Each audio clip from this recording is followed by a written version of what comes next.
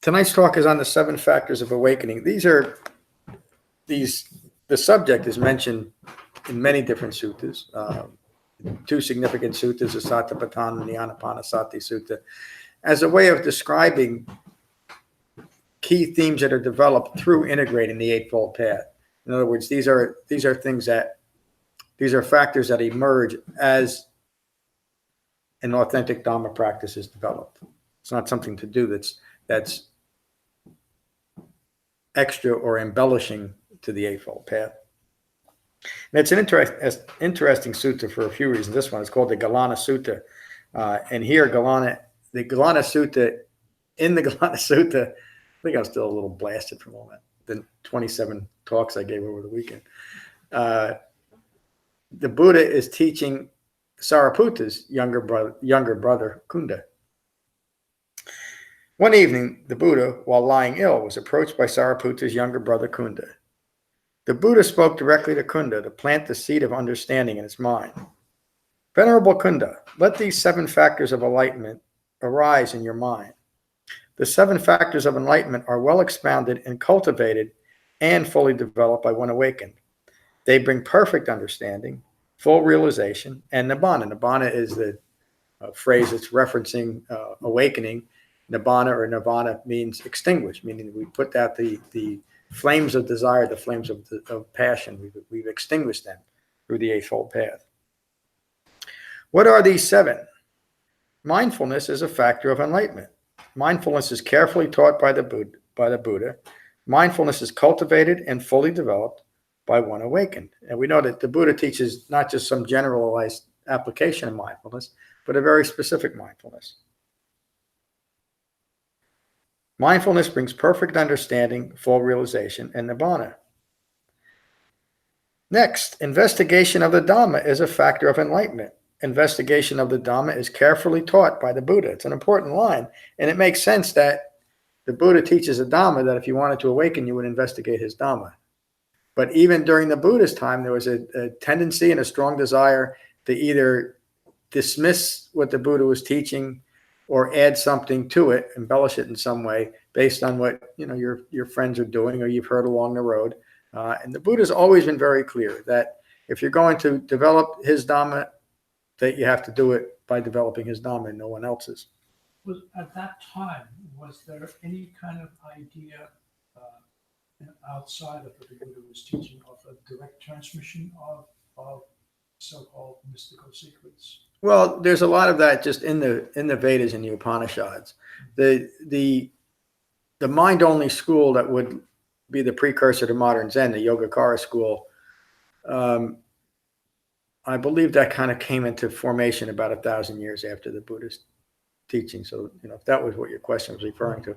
But there's always been a mystical, a mystical and hidden and hierarchical way of gaining enlightenment. The Christian idea of the Holy Spirit is kind of that same idea, isn't it? And so that idea of magical illumination has always been, part of the human psyche, and it makes sense. You don't have to do any investigation. Right. I was thinking that maybe the Buddha was referring to don't do it that way, or don't expect to get you have to investigate it down. You ain't going to get it any other way.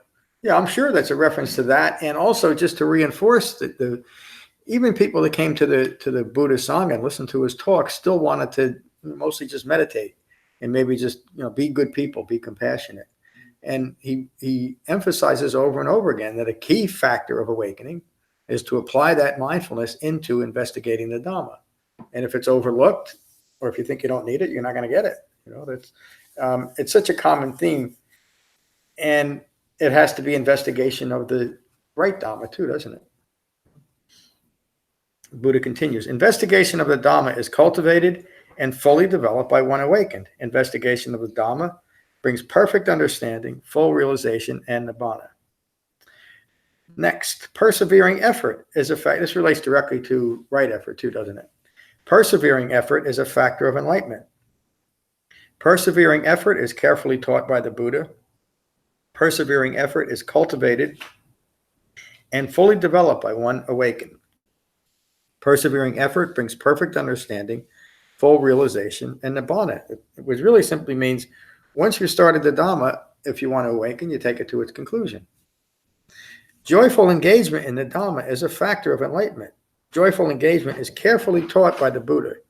Joyful engagement in the Dhamma is cultivated and fully developed by one awakened. Joyful engagement in the Dhamma brings perfect understanding, full realization, and Nibbana. That's not the last one, but what I'm just talking about here. You all know, most of you know my story, and I bounced around all different Buddhist schools and took my vows here and studied here and did this and did that and spent endless hours in silent, 7 and 10 day sessions, always getting more and more confused and frustrated. So when I finally read the Sutta Pitaka and realized that an awakened human being taught something that I could begin to understand and begin to develop on my own. I didn't have to be a special type of person. I didn't have to have a special teacher. I didn't have the right karma. I didn't have to have the right position. All I had to do was investigate the Dhamma and practice it. And I can still remember the visceral joy I felt at that, because now I finally had something that I could understand, that I could do. And whether you feel, I think most people that come to this Sangha feel that the joyful engagement in the Dhamma. But if you don't, think about that. Think about what you found and what you can do with what you have here. You can actually awaken, and it's entirely up to you. You don't have to do anything special except continue to investigate the Dhamma and develop these 7 factors of awakening. And to me, that's enough for continued joyful engagement. Now, it doesn't mean that every moment of Dhamma practice is going to be wonderful. There's difficulties, and that's where the previous factor comes in, persevering effort. We just continue. I had a wonderful conversation with someone last week about who's been practicing for a while, and they fell into a short period of blindness. And then how do you get through it when it feels like the Dhamma's not working and you have a lot of doubt? That hindrance of doubt is coming up. Cultivate that joyful engagement. If you can't, just come back to the Dhamma and you'll feel it again, right? Huh? Sorry about that. I had to do it. Next. Tranquility is a factor of enlightenment. Tranquility is carefully taught by the Buddha. Tranquility is cultivated and fully developed by one awakened. Tranquility brings perfect understanding, full realization, and Nibbana. Another word for tranquility is calm, and that's the quality of a mind.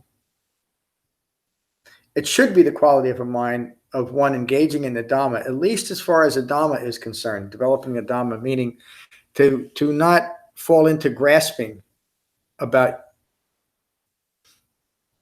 your future awakened state, and simply be, if you know you're practicing the Eightfold Path, anybody that comes here and listens to me knows they are, that's enough. That should bring a calm and peaceful mind. It's an aspect of being gentle with yourself.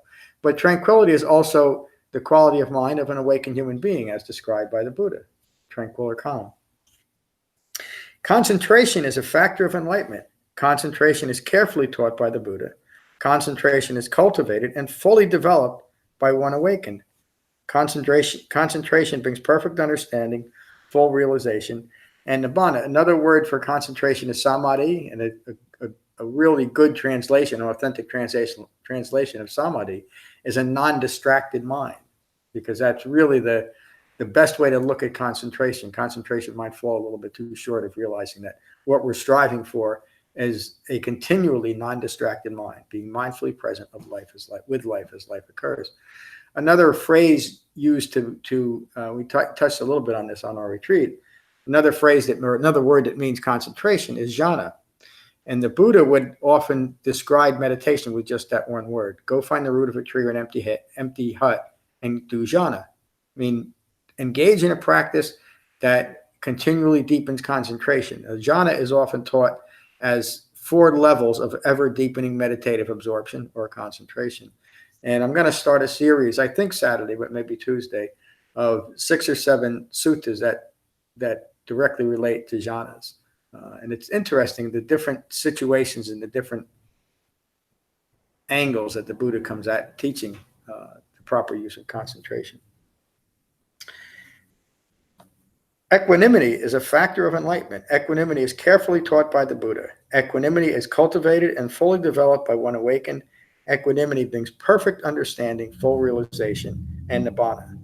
The Buddha continues, these equanimity and calm and tranquility are pretty similar in their quality. Equanimity, the reason why there's a little different distinction is equanimity is applied to an awakened human being in this sense, as a mind that is simply resting in equanimity. There's nothing left, there's no ignorance left in that mind to cause any disturbance, or the word we use on our retreat is to provoke a disturbance.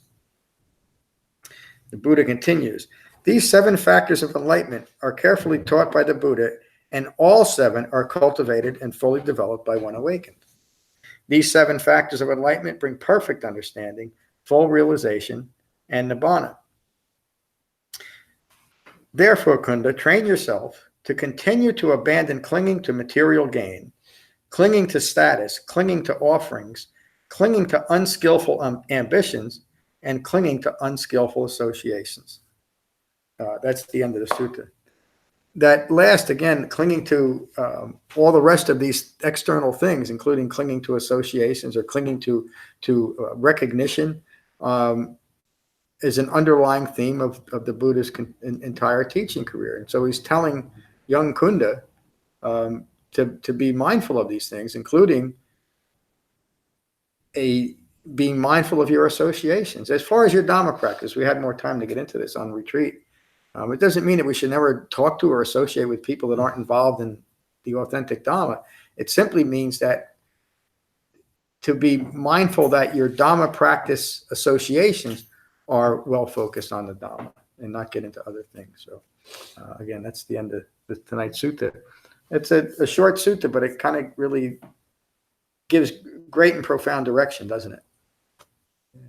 So I usually ask there any questions, but I want to give him, I know Matt has to run, so I want to give him a chance to talk. So, happy birthday, my friend. Thank you. Thanks, everybody. Good to see everybody.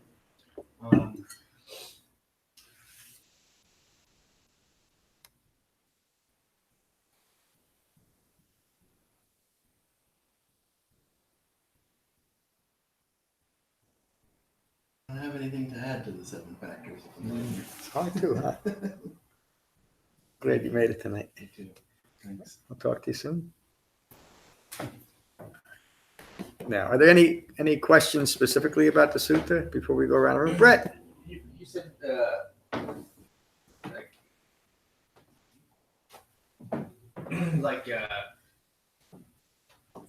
you didn't say acceptance, but you said something similar to acceptance or reassurance or I'm not for sure. praise, like Oh, let me look at that. It's that. Better to refer to the Buddha's words. I'm sorry, I meant Clinging to status, yeah. clinging to offerings, clinging to unskillful ambitions, and clinging to unskillful associations. Or even, I should say the whole thing. Let me just read it again. Therefore, train yourselves to continue to abandon clinging to material gain, clinging to status, clinging to offerings, clinging to unskillful ambitions, and clinging to unskillful associations. All things that we tend to fall into when we're still operating from a self-referential viewpoint. So, Would rites and rituals fall into yeah, that? yeah, all of it. Did you have another? Did you say reassurance? Was that in there too? Or No, no? no, not using the word. I just made that up. That's okay. I mean, that's kind of a good point. We tend to, there's something we talked about a little bit on retreat. Conditioned thinking, another word for that is confirmation bias.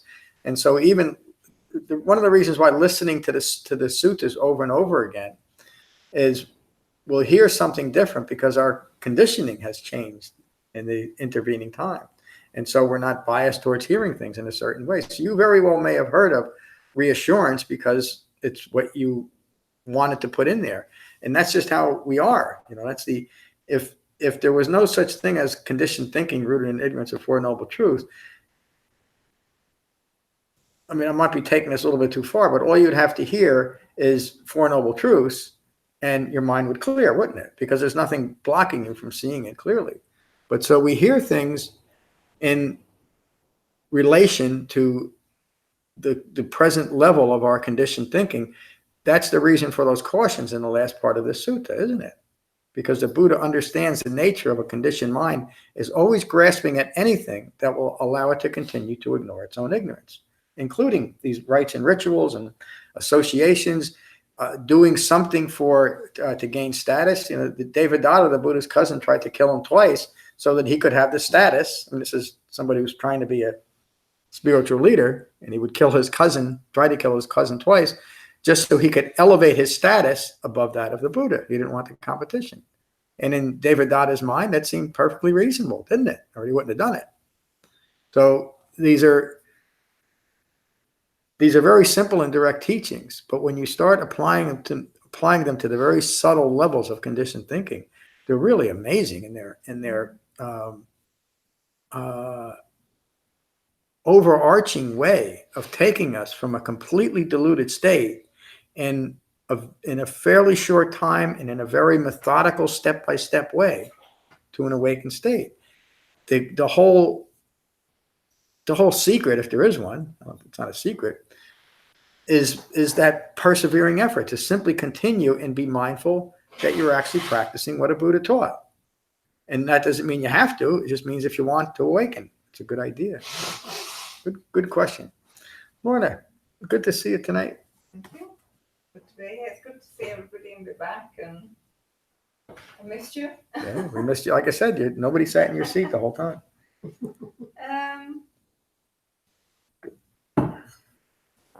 I think when I fall away from the joyful engagement, I think I get frustrated that I just can't do enough. I can't hold concentration, and off we go on another stream of thought again. And that takes away the joyful engagement, and I'm being hard on myself, and that's what it's all about. It's not an easy path. But that's when I fall away from the joyful engagement. I think that's how it occurs most of the time. And then I'd like to give credit to somebody who said something that prompted my thoughts whilst you've been away, and I can't remember who said it, so I apologise. But somebody said it either on the Tuesday Saga, Saturday Saga, about being in the moment and appreciating the moment, and somehow that kind of stuck in my mind.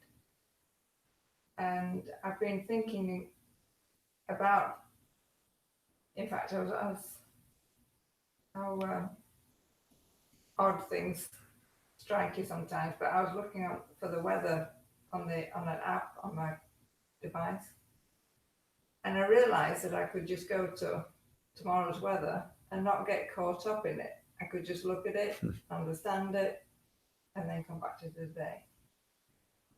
And I thought, why can't I do that with my thoughts? Just think about tomorrow, not get caught up in it. And the emotions, your thoughts start, your emotions kick in, and you go down a whole story in your mind. And yet I can look at tomorrow's weather, I can look at the day after's weather, and come right back to today, and I'm not clinging to anything. I just do it. But I can't do that. It's difficult to be so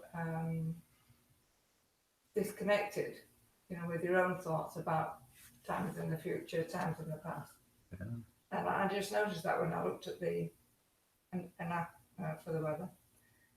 Anyway, I have, as I said, been thinking about this, and I think I have been, in one or two moments, concentrated enough without my thoughts going on a track, that how rich a moment can be when your mind is concentrated in the present time, and your senses kick in to do exactly what your senses should be doing all the time. Yeah. But our minds are so distracted that we override that. Yep. But I have sort of just experienced times when I I have a very rich, not emotional feeling, a very rich sensory feeling of the moment, which is very fulfilling, which is just, it just, in a general sense, without the Dharma would just pass you by and you wouldn't be even aware of it. So I think I've sort of made a little bit of progress of being in the present time, in the moment. And also I realised that you could actually, not that I'm suggesting you do this, but when you say your introduction to the meditation, that you could, you know, is it you relax into the room or you relax into your seat or whatever you say. Cushion. What? Cushion. Cushion, whatever. You really could add that it isn't relax what you say. What's the word? I think I say relax. Relax into your body, relax into your mind, relax into your seat. Okay. You could also add that relax into the moment in your meditation, because it's all about, meditation is about that moment. And you could, I'm not suggesting you really do this, but you could, if you could just add it in your own mind that it's, your meditation is about this moment. And just, that's all I can say. You know, just understand that it's all about the moment, the present moment. No stories, no future stories are in the past. It's present, and it's very, very rich. It'll be a lot richer than the moments that we experience now if we could just control our minds. Thank you. You just gave me hours and hours of work of changing my meditation instructions and the guided meditation and everything else. Thank you. Yeah, you're absolutely right. And from the refined mindfulness that's rooted in the profound concentration developed through right meditation, then allows for each and every moment of our lives to be completely meaningful and rich, because we don't need what's occurring to be any different than it is. So anything is meaningful, and everything is meaningful. And it takes a well-concentrated mind, and it takes the becoming unprovoked from ignorance. I'm using that word because we used it a few times on retreat, to let go of the need for anything to be any different than it is. And that implies that we depersonalize or become dispassionate about our experience. So a well-concentrated mind will never have to grasp after joyful engagement, because it's simply present in it. The whole practice supports itself. It becomes a very the Buddha uses the word rightly self-awakening. The more we develop it, the more it develops us. And you described that beautifully. So getting into that mind state of refined mindfulness where we're present with life as life occurs, another way of saying that is simply we've united our mind and our body. And most everything else that the Buddha was talking about, experience, and was referencing here is designed to keep your mind out of your body and distracted to the point where it feels like you're not. You know, it's one big, Buddha would use the word, it's like an illusion. It's not an illusion, but it's like an illusion. And we are mesmerizing ourselves. We're the one that's playing a trick on ourselves simply by the way we see things. And ultimately, it does come back to the way we think, doesn't it? You know, all of it. Thank you. Ron, good to see you. In Frenchtown. Although the retreat was just full of that joyful engagement with the Dhamma. Yeah. And I'm always, when I go there, concerned that I'm going to be bored there.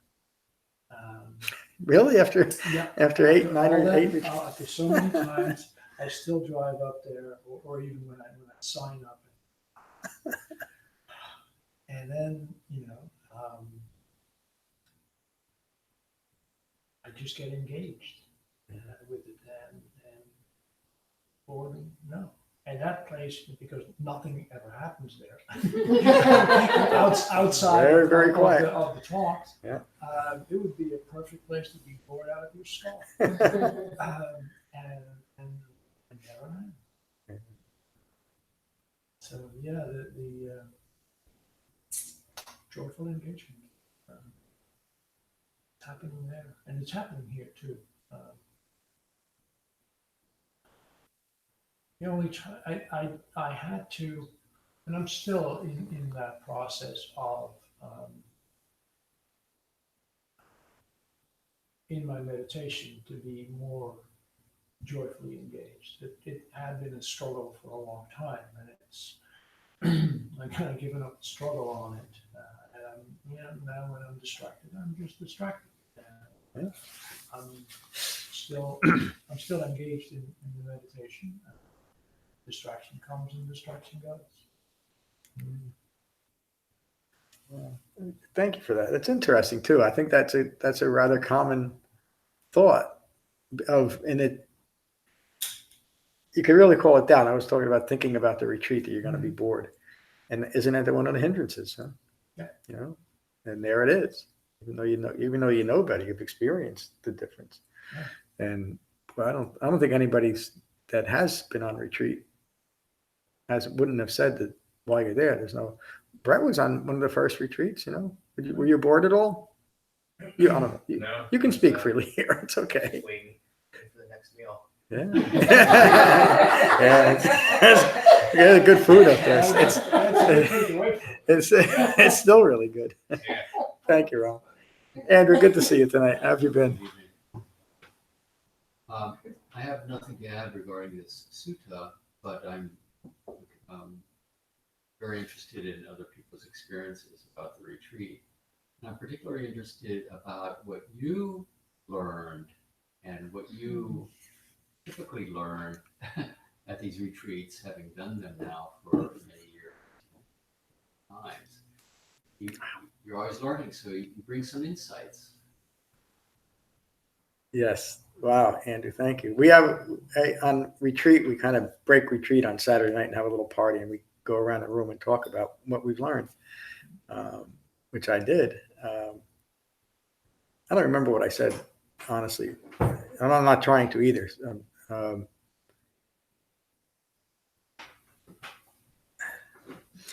I think I said something like this, but it's what's coming to mind. The problem of I making or selfing is the root cause of it's the result of ignorance. And from being in this seat, you know, one of the auspicious acts, the fortunate acts of having the seat that I am in is I can see it from a dispassionate way as the primary problem. And for each and every person, for each and every student, there's subtle differences in their eye making. And that's, I guess what I would say that what I've learned over the years, maybe not, well, it is from the retreats, is that even though there's subtle differences and manifestations of eye making, it's also very easy to see that they're all rooted in the same cause. And that's pretty astonishing it's pretty astonishing to me. And I think it should be astonishing, or maybe it is. I wouldn't say it should be astonishing, but I think if you really realize it, because that's what the Buddha awakened to, that it's all. What is that main cause? Ignorance, but a very specific ignorance of Four Noble Truths, which simply describes the common nature of disappointment in having a human life, that it's a common experience. But since we don't want to be because we're taking things personal, we personalize things, we do not want to be disappointed in any way. And so we create ignorance so we can ignore our own disappointment. Rather than understanding, as Lorna was describing, when we let go of the need for things to be any different than they are, meaning that we always need to be sensory stimulated or sensually stimulated, then we can just be present with life occurs, and then every moment is meaningful. Why? Because there is no I making. There's no I need this to be different. So thank you for the question, and I really think that's what I've learned from running retreats and teaching classes. It's always, and I think I said Saturday night on retreat, that it's always deepening. It's just, it's only in the last year that I started using this phrase that noticing how pervasive the powerful and subtle strategies we all employ as human beings to continue to ignore our own ignorance. That wasn't something that I said a couple of years ago because I didn't really understand it. But now it's really, I can see the pervasiveness of it. And it really is, and again, not to get on my soapbox again, it really is the human, it's really the cause of all the problems that we have. Not to simplify it, but there's an aspect of I making in all the problems in the world, and all of those problems are rooted in ignorance. And the Buddha recognized, I mean, this is what's amazing to me is he had no teacher and he had no reference. In fact, the teachers that he had were teachers that were teaching distractions away from recognizing your own ignorance. And yet he was still able to figure this out. That's astonishing. So thank you for the question. I hope I answered it. Please tell Judy I said hello. Kevin, good to see you. Good to see you, John. Nice How you to be doing? back. Nice to enter back into the world after a nice weekend. This sutta, sort of, especially after the retreat, after the context of those suttas and the wisdom factors, awakened wisdom factors that sort of come to light. This to me, or what I was finding, sort of an awakened right intention out of this sutta. As you know, right intention is to abandon craving and clinging, but that's the intention to abandon that. But what about the intention of what we want to hold in our mind? And that's sort of what this is leading to, and particularly at the end with the associations. Immediately, I just can sort of see where fabrications can come from associations, whether they're associations that are outward or self-talk associations. Where should I associate with? Often our associations are born out of clinging because, for instance, a family, has associations and they're sort of passed on, and it's very easy to see where the strategies of I-making could occur with associations. And again, not really to the level of who you're seeing every day or who you're spending your spare time with, but the associations internally. Where, as we empty in this path, where do I associate with now? It's a natural thing, because this is a path of releasing. We want to replace that with something, because we end up a lot of times going back to the Dhamma, and Dhamma doesn't talk back to you. You don't talk to the Dhamma. You got to go in for that. So I could just really see the associations from inward, and that was just something that was coming out of that. So I don't know if that makes sense. Thank you. It really is great insight. So here's the big secret. You ready? There is one. Good. I'm going to write a book called The Secret. That's already done. We don't need associations at all. We like to think we do. Human beings are similar to other pack animals that we congregate, and we tend to cling to each other. And that is something that is rooted in self-referential views and delight. Remember, we talked about delight leads to fear. And it's part of that. And now, again, I got to be very careful. I'm not saying we should never associate with people. I'm not saying that. But as we awaken and let go of clinging wrong views, for one thing, we begin to choose our associations wisely, but we eventually no longer cling to anyone or anything. And that means, it might even mean our spouse, our partner in life. We don't need to have false clinging views in order to maintain any relationship. In fact,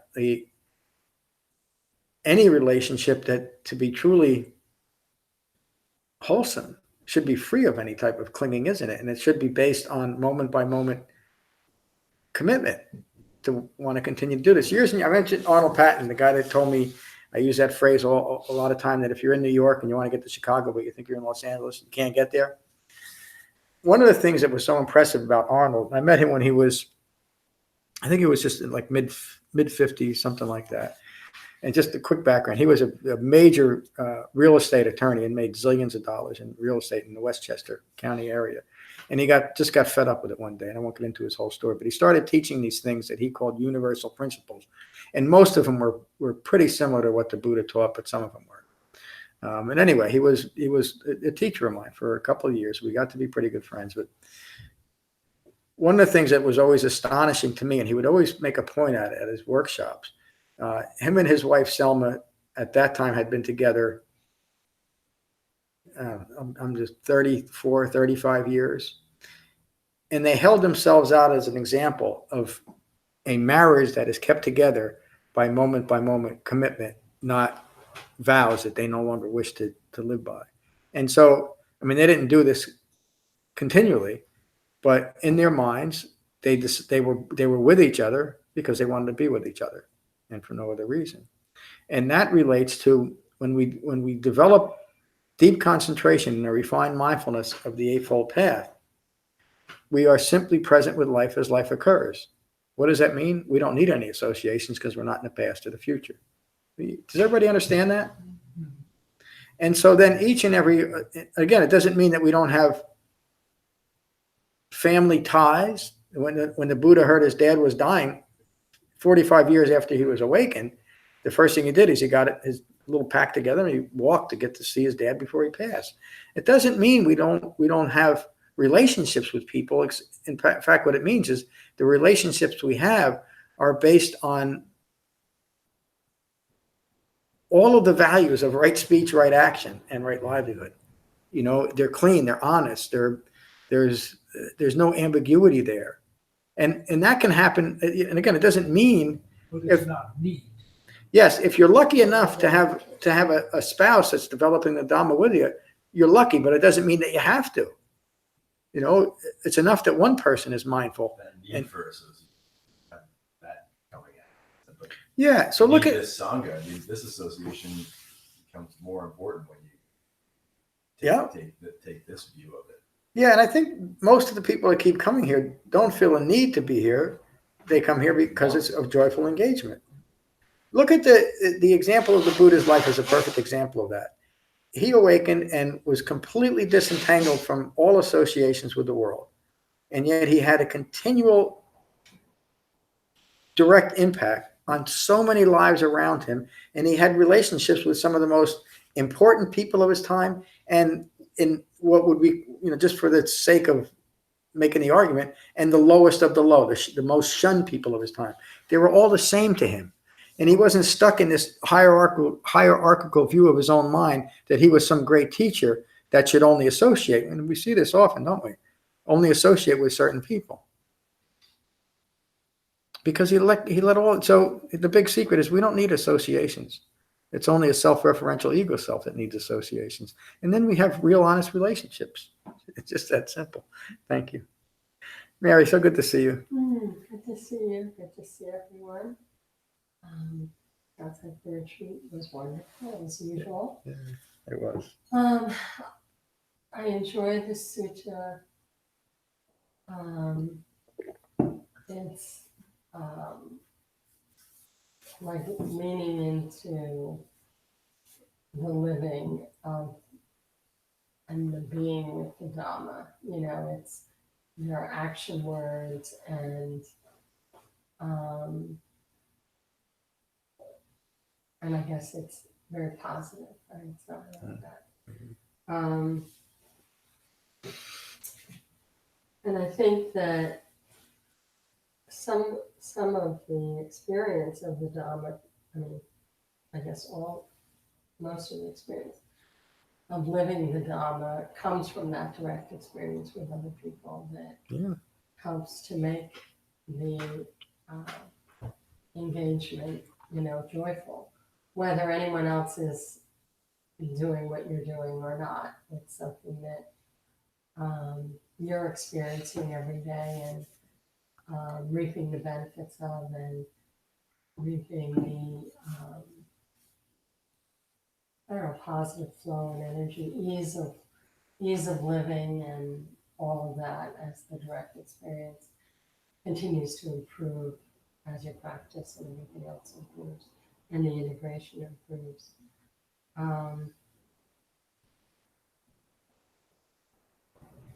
I think it's interesting what you said about what you observe, that, it's in people's words and their actions that you could probably see the eye making and, what they're struggling with or what they're tripping over or whatever. Certainly all of us have had that experience too, where you can see someone you love or care about or otherwise you can see what their challenges are. That was fascinating. That obviously, as a teacher, you're observing all that. I guess that's all I had to say. I just really enjoyed this. Thank you. Yeah, I do too. Thank you, Mary. David, good to see you. Well, John, I guess everything we do in our practice is all pointing toward a deeper understanding and insight to the three marks. And sometimes that can seem a negative thing. I have to come to the understanding that everything that I love is impermanent, and I have to have a realistic understanding of that impermanence. And it's not personal. And what helps is the 7 factors. I don't see it as an antidote to a lot of the hindrances. On a Tuesday morning, when I'm tired and lazy, I fall back to the joyful engagement and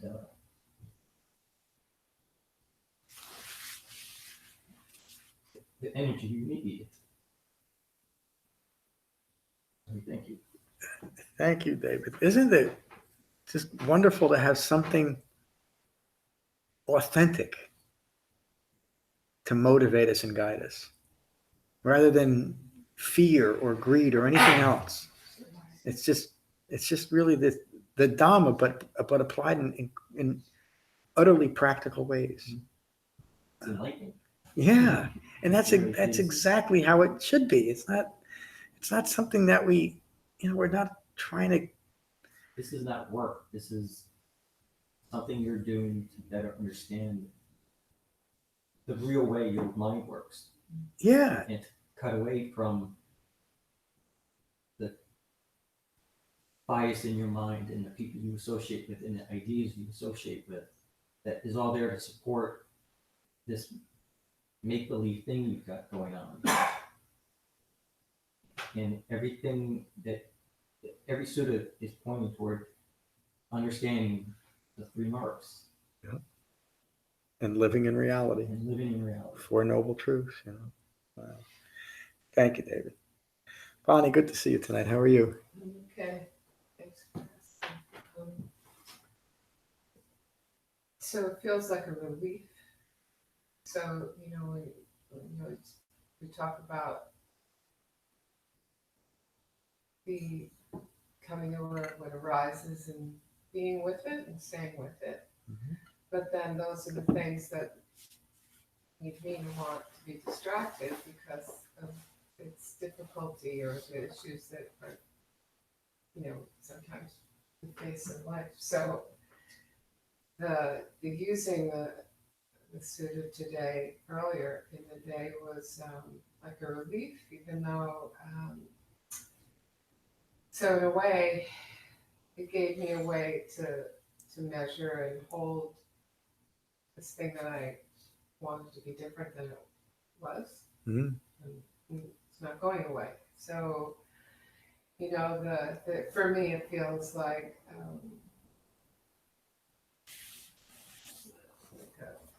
a relief to have something, especially so for me to find the balance between meditation and then to apply the framework so that, it is. But I noticed that in the past months, it's sort of like I seek the process. Maybe what you earlier were saying, the investigation, so that you know, it doesn't make things not so, but it just, one gives me a place to relax, to have the space, to calm down the thoughts, and then when I approach again, then hopefully gives me, you know, so in that it feels like a relief. Does that make sense? It does, and it is a real relief, isn't it? You know, the sometimes talking about impermanence of things, and so a situation may not be changing, and in our minds we're saying, well, where's the impermanence in that? But ultimately, impermanence has to do with the way we think about things, and so a situation may be the same, but the impermanence arises because we change our view of it, and we gain a measure of peace. That's the real useful application of impermanence. And the levels or the steps all give a different way of, so if, you know, one isn't working right now, the next thing applies to, you know, keeping my momentum, you know, instead of becoming frozen. Oh yeah, there's always an aspect of the Dhamma that we can apply to any situation. And again, that's the Buddha taught. I would say every sutta, but I don't know that for sure. But nearly every sutta the Buddha taught was situational. I mean, he was teaching something that related to what was occurring, rather than a stated college curriculum or something. It was all like that. And even that is something that remarkable, because he always knew the right, you know, nobody could throw him a curve. No situation could throw him a curve. Why? Because he was mindfully present with what was occurring. He'd simply be there. Thank you, Bonnie. Brett, good to see you again. Good to be here. Thanks for the teaching. Yeah, I've kind of been super busy and kind of I don't have a focus or like an authenticity that I can kind of fall back on, and kind of lost that in a way, I feel, and just kind of trying to figure out what, a lot of times I base my life on different things like achievements or this and that, but it doesn't. I'm kind of sick of that. It doesn't really work, and it's fulfilling, but it's not. And so looking for some authenticity that I don't have to chase continuously to be happy. So I'm back. So I'm glad you're back. Thank you, Brett. You just described dukkha, the first noble truth. And the broadest definition of dukkha is life is disappointing. So no matter what you achieve, it's never enough. Why? Because you can never satisfy a self-referential ego personality. When that ego personality is shed, every moment is meaningful. And it doesn't mean, again, going back to kind of this idea of not having associations, it doesn't mean that you're not actively engaging in the world and maybe even building towards something. It might be wealth, but you're not attached to it. You're not weighing your own self-worth against what you have. But if you get something, that's fine. And if you lose something, that's fine too. Because you've developed that mind of equanimity.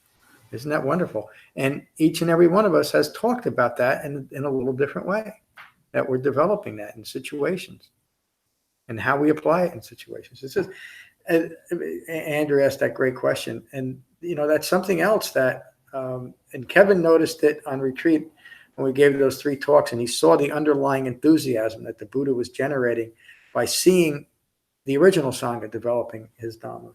And I get to see that too in every class. And now it's 3 classes a week, and I give this online talk, and some get feedback from that in the retreats. And people are making real changes. We're not I don't know, whatever the word, it doesn't really matter, because we're developing the Dhamma, and it's having a Pardon me? So we're not wallpapering life. That's it. Yeah. And we're actively engaged in our own well-being. And it's just remarkable. Again, the more that I'm fortunate enough to teach it, and the more that I see it working, and then realize where this teaching's. I don't teach anything that's original. It's a good thing I don't have to, because I don't know that I could. But this is enough. Thank you for the great class. A few quick announcements. Our next retreat is May 16th and 19th, and I did set up the registration already. There's a flyer out there. And I don't, if you feel like signing up, go ahead and sign up. You don't have to. It's 8 months out, and I will send an announcement maybe 3 months out. But if you wanted, you could. The retreat talks are posted on the website. I got that done today too, actually yesterday. But there are no videos because the Wi-Fi wasn't working up there. But you got the talks, you got the videos from last spring's retreat. We have dates for next year, and we have dates for 2020, but they were tough to get. And actually, our 2020 spring retreat is going to be April 30th, so a little bit early. And I'm trying to get dates for. They didn't open up for 2021, but me and Karen had a little laugh between us today. But we realized we better, I need to get some dates, and they better start working on it, because that place has gotten so busy. When we first started going there in 2013, we could basically pick any day, any weekend we want, but not anymore. So that's great for them. It's just those that have been there. What a wonderful place. And Judy's been there. She was on one of our early retreats too. You two got to come back on retreat. Be great. That'd be great. Okay, I can't think of any other. I did have another thing to talk about, but did I mention the upcoming series on jhanas? Yeah, I did that. I did. Yes. No. Talk about a well-concentrated mind. Are you going to make an announcement on the teacher training? That was, yeah. A few weeks ago, I got an email from an online student who said, "No offense, but who's around to continue when you're gone?" And I didn't take any offense, because I know the cow's going to get me, and nobody knows when. Sometimes my body feels like it's going to be that day, but that's okay. And he said, let me throw my hat in the ring. And so it got me thinking, really, for the first time. I always figured that when the cow got me, that Matt would continue, but that's kind of putting a lot on him. And so it got me thinking that we have there's enough people here who have developed the Dhamma further enough to eventually become teachers. So I started thinking about starting a teacher training. I mentioned it to Matt on the ride up there. And by the time we got there, he had it all mapped out. So he did. So we have a beginning outline of how that would look. And, there's some things we have to put together, but probably in early next year, we're going to start a teacher training for really anybody that's interested. There'll probably be some pre-qualifications, but it's not to be exclusionary. And I don't want it to sound like, really, to me, if you have an enthusiasm, and the decisions are going to be made by me and Matt. In other words, we're going to decide who's ready and who's not. To me, if you have the enthusiasm to teach and you've developed the Dhamma to a certain point, and the way that's going to look is once you've been through the teacher training and maybe even during it, you'll start teaching classes right here and give the old man a little break. And we're also going to probably have a third retreat then for anybody who has decided to take on the teacher's training. And we might even make that a requirement of it, but we'll see how that goes. I don't want to make it, ridiculously difficult. It really is that the Dhamma and you want to teach it, and that would be wonderful. So, what has developed here, not to overemphasize it, but what has developed here really is rare in the world, and it would be wonderful if we could establish some continuity after the cow gets me. And the only way to do that is if we have people that can sit in the seat and do what I do, but not in their own way. That's not. And again, the overarching only requirement is that you teach only what the Buddha taught out of the Sutta Pitakas. That's it. So that's coming up. There'll be more information about it. And like I said, anybody that wants to engage in the teacher training is welcome to. And I just may ask a few of you. That's it. You may actually even have an online component. Yeah, we're going to have to figure out a way. And it's pretty easy enough with streaming the classes. One of the great suggestions that Matt had is that we take Thursday night when we start doing this and make that a teacher training night. And then whatever we do, and it's not going to, maybe it's going to be like 12 weeks. But then those people that are online that want to learn too and have me and Matt say, yeah, you're ready to be a teacher, can do that. There's always been people that have taken the online course, went to try to find a Sangha that they could relate to, and nobody's found one that they were happy with. A few people tried to start a local Sangha, but I think this would give them more of a foundation too. So, there'll be that component too. We'll see what happens with it. It would make, it's one of the things that I've thought about too, that knowing impermanence, and we've all put a lot into this little center here in Frenchtown. It'd be nice to know that there's going to be some possible continuity. So we'll see. But can't wait too long to put it together either. Early next year. I think that's it. We'll finish with any other questions or comments. We'll finish with metta as we always do. So find your relaxed meditation posture. And gently close your eyes and gently close your mouth. Again, take a moment to become mindful of your in-breath and your out-breath. And these are the Buddha's words on metta from the Karaniya Metta Sutta. This is what should be done by one who is skilled in goodness and who knows the path of peace. Let them be able and upright, straightforward and gentle in speech, humble and not conceited, contented and easily satisfied, unburdened with duties and frugal in their ways, peaceful and calm and wise and skillful, not proud or demanding in nature. Let them not do the slightest thing that the wise would later reprove. Wishing, in gladness and in safety, may all beings be at ease. Whatever living beings there may be, whether they are weak or strong, omitting none, the great or the mighty, medium, short, or small, the seen and the unseen, those living near and far away, those born and to be born, may all beings be at ease. Let none deceive another or despise any being in any state. Let none through anger or ill will wish harm upon another. Even as a mother protects with her life her child, her only child, so with a boundless heart should one cherish all living beings. Radiating kindness over the entire world, spreading upwards to the skies and downwards to the depths, outwards and unbounded, freed from hatred and ill will. Whether standing or walking, seated or lying down, free from drowsiness, one should sustain this recollection. This is said to be the sublime abiding. By not holding to fixed views, the pure-hearted one, having clarity of vision, being freed from all sense desires, is not born again into this world. Thank you all for a wonderful class tonight. Peace. Thank you all for joining. Thank you, John. Thank you, John.